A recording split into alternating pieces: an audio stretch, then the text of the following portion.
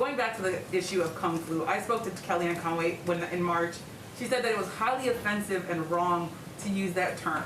Does the president agree with Kellyanne Conway, or is he now saying that that term is not highly offensive and wrong? Because again, that was Kellyanne Conway's own words saying Kung Flu is wrong. The president does not believe it's offensive to note that this virus came from China and to stand up for our U.S. military, who China is making an active effort to completely defame, and that is unacceptable to the president. You're okay now. By the way, it's a disease, without question, has more names than any disease in history.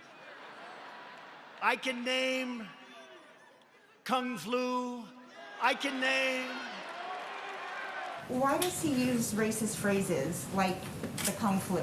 The president doesn't. What the president does do is point to the fact that the origin of the virus is China.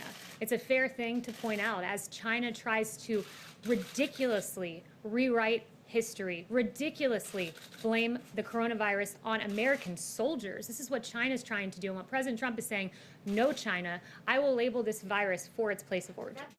Kung Flu is extremely offensive to many people in the Asian American community. To be clear, are you saying the White House does not believe it is racist? To be clear, I think the media is trying to play games with the terminology of this virus, where the focus should be on the fact that China let this out of their country. The same phrase that the media roundly now condemns has been used by the media. I can go more examples. Wuhan virus, CNN said on January 22nd, and we can go on and on and on. So while the media wants to focus on nomenclature, the president's going to focus on action. The media has never called it the Kung Flu.